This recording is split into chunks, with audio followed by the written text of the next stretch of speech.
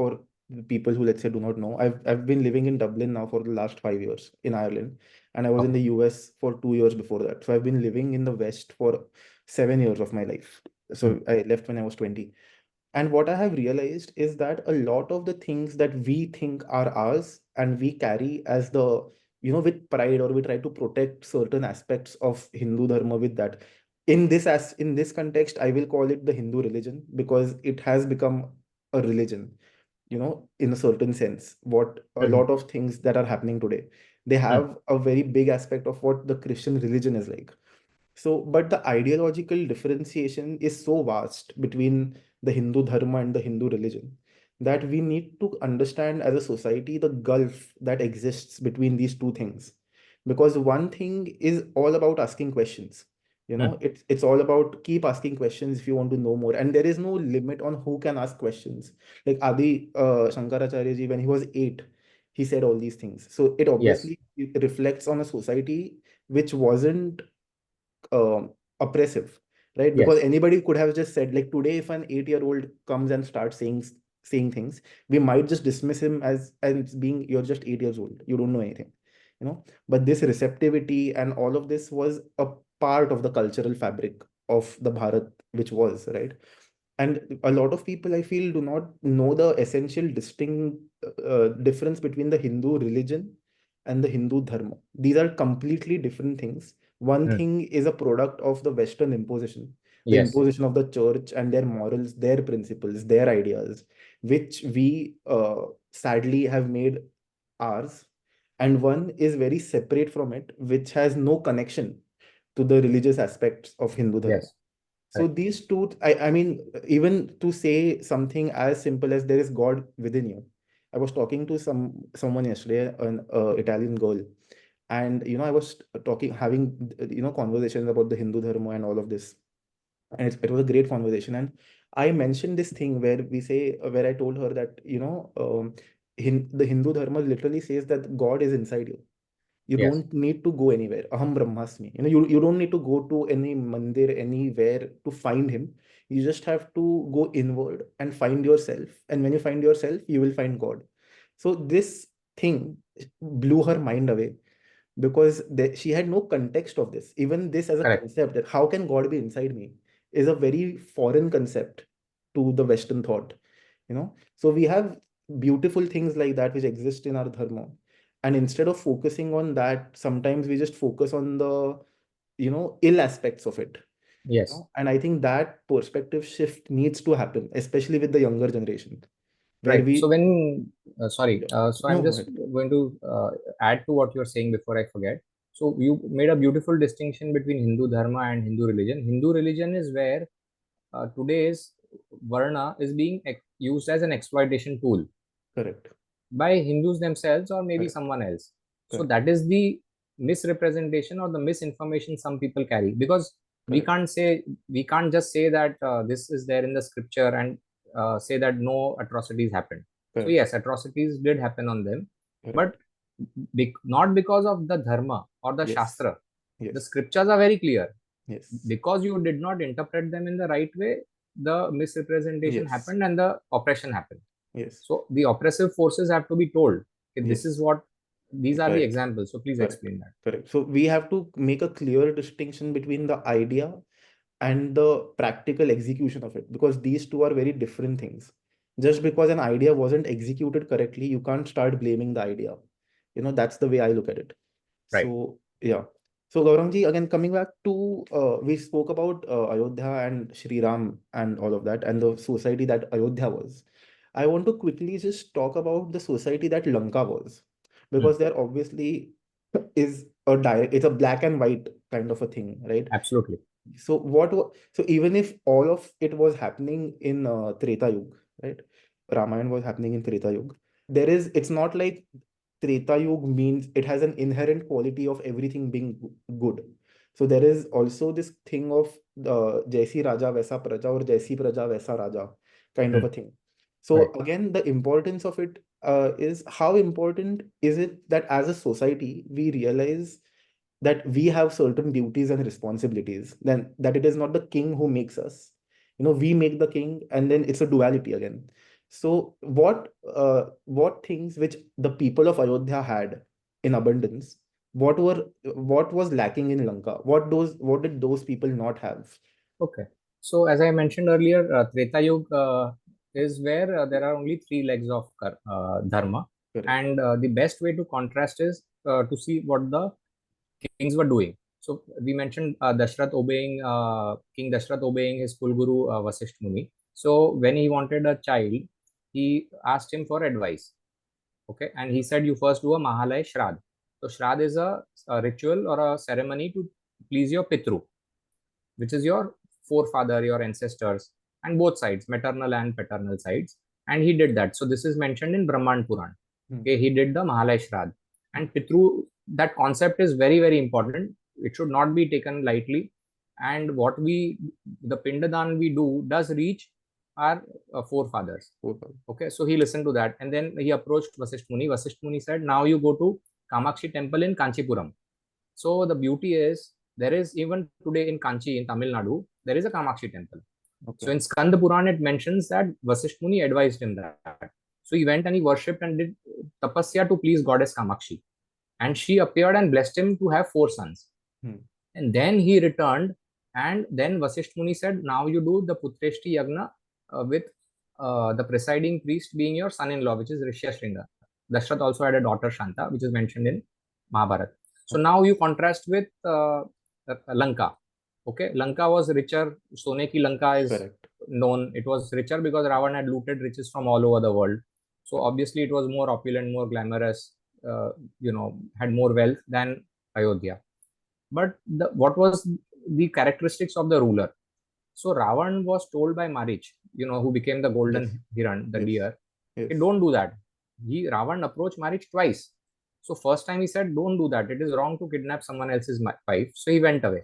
And second time when Shurpanka again ignited the desire or lust in Ravan's mind, he went again to Marich. And Mahabharata mentions that he was doing tapasya in Gokarna, in Hmm. Karnataka. So that's Hmm. interesting part. So Okay. that's the holiness which is mentioned. So Marich again says no. So he's not listening to his Correct. well-wishers. He said, Correct. your life will end, your clan will end. But he Correct. forces him at, as you say, gunpoint, and then they go, and we know the rest. And then even when Sri Ram had reached Lanka, his uncle Malyavan says, okay, don't do this. There is still point you can avoid it. Avoid it. So he's not listening to his elders. Who is he listening to? We talked of Sangat. He is Yes. listening to his Rakshas generals who Correct. are saying, in the past you defeated this king, you defeated this dev, you defeated this. Correct. Basically you are listening to the wrong kind of people. Correct. So that is why the society is corrupted when your king himself is corrupted. Correct. So this Correct. was the day and night contrast of how the people were living, because you have an ideal person to look up Correct. in both Correct. the kingdoms. Correct. Correct. And also from a more general people perspective, like the common man of Lanka, let's say, or a Hmm. woman, when you have a king who you can clearly see does not care about dharma, let's say, or morals and principles, things like that, then obviously that also must travel into the society, right? Like if I see that my manager does not care about my work, then why should I care about my work? And then that laziness, you call it, or wickedness, automatically translates into me as an individual. So, is there any reference of the average man of Lanka and how they were? So Uh, there is a little bit of reference in Sundarkand, but before that, we've talked of the two kings. Now let's talk about the queens, because a okay. lot of this feminism Yes. thing has been imported to India from the West, because it Yes. is relevant there because they really were oppressed Correct. there. But Correct. Correct. let's see how it is in these two kingdoms. Dashrath is obeying his queen Kaikai just because he had given her the boon. He had given Boom. her the word. Correct. He Correct. knows everyone in Ayodhya knows she's wrong, but he, just because he had given the word, he's obeying her or he's listening to her, right? And here in Lanka, Ravan's wife Mandodari is telling him not to do this because obvious reasons it is wrong. And it is mentioned in Anand Ramayan that Mandodari tells him that you are not a Jitendriya. Hmm. Jitendriya means who has won over his One over senses, is Indriya. Indriya. Correct. Ha. Correct. Or not won over as in defeating the Yes. senses, Yes. but you have control, or you Control over can them. Hmm. you don't get carried away by your five Correct. senses. Correct. So this is how the two queens are treated. And Hmm. when after Bharat Milap, when Hmm. Sri Ram says, Bharat, you please go and govern, and which he decide, what does he tell Bharat? You obey all the three queens equally. Hmm. He does not say that you disobey Kaikai, because Correct. that Bharat was upset with his mother. So Correct. this is the example you're giving to your praja. And now you Correct. talk of the common man. We come down from the queen to the common man. So common man, Sundarkand mein, there is a little bit description which I can recollect. So when Hanumanji comes to Lanka, the city is described, as I said, Sone ki Lanka, Hmm. and he sees a lot of Rakshasas. Obviously, it's Lanka. Hmm. So he sees some of them disfigured, some of them wearing clothes with gau skin, gau mata Hmm. ka Hmm.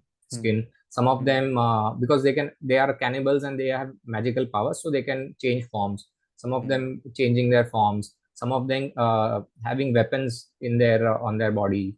So there are Hmm. different descriptions of Okay. different Okay. rakshasas there. So Okay. that is how the local people were, and they were Okay. rakshasas. They were cannibals. Okay. So when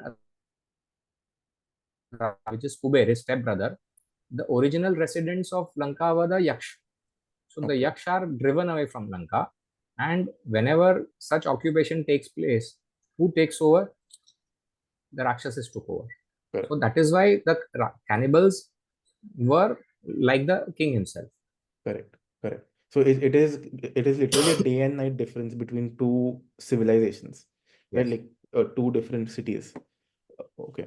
That's Gaurangji, coming back to, so I think we are running, it's been an hour, so Wow. let's not, yeah, it's Okay. but it has been very interesting talking to you and getting to know all these things.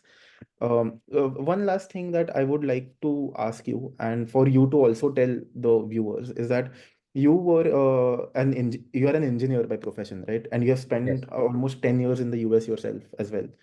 So, what made you come back to India first of all, and what did you always have an interest in the Indian histories, the Indian stories, and how did you start your research in the Hindu texts? I respect America for what it gave me the chance to earn Artha in a righteous way. But I always had that pulling internal pull that I need to go back to Mother India, Bharat Mata, and do whatever little bit I can. So that thought was there, and I started a website also, diehardindian.com, in the year 2000. Okay, I moved back in 2002. okay, So that was my small effort towards improving governance and imparting the knowledge of dharma. But yeah, that internal calling was there, and I thank Prabhu that they've guided me on the right path, and they have enabled me to spend some time of my life to do this research and make it simple so that people understand these nuances, and as you said, not be misled by the wrong information being correct. spread about our dharma. Correct, correct. And Gaurangji, one last thing, how, so you are obviously doing your part and you have published so many books, but how important would you say is that the younger generation of India starts their own research in all these things? Like how, from an action point of view, that like we can obviously have 100 million discussions on all of these fascinating Yes. topics, but when it comes to actually taking an action in the right direction, what would you recommend be the first step, or what would you recommend for people? Where can they start? And people who want to do something, but they don't really know where to start. What how would you advise? Okay. So the best, simplest thing is to start reading Ramayana, for the simple reason that we all, more or less, we all know the story, but there are Yes. nuances, some of which we discussed today, and then move on to Mahabharata. Again, the epic is very vast. It has 5,800 pages. Uh, so again, that has tons of information on the nuances of dharma, Hmm. on what your behavior should be. So Hmm. these are the foundation blocks. In fact, if I'm not mistaken, Chandogya Upanishad says that Itihas and Puran together are called the fifth Ved because they extend the message of the four Ved. Correct. So Puran could be Skanda Puran, Bhagavad Puran. So Hmm. Itihas and our Puran are basically an extension of the Ved. They are simplifying that message which the Ved Correct. have been saying since time immemorial. Time Anadi. immemorial. We say Anadi, Anadi. right? Correct. So Yes. they can start with this and then expand to other scriptures as their interest level and time permits. Okay. Okay. So more reading is one thing. Yes, of More course. reading. Okay. Okay. Okay, Gaurangji, I think we're just out of time, but thank you so much. I really Thank you. enjoyed having this conversation with you, and I hope the viewers like this conversation. And if you want to know more about such topics, make sure you follow the channel, and we can talk about this is the only of the tip, not even the tip of the iceberg, but only the tip of the tip, I would say, of what Ramayana and Gaurangji can talk about and teach us. So if you want to know more from Gaurangji, and please let us know in the comments, and we'll definitely be happy to get Gaurangji back on the channel and talk about some more things. So thank you, and keep watching and keep thinking. Thank you. Thank you for having me here. Thank you. Jai Shri Ram. Jai Shri Ram.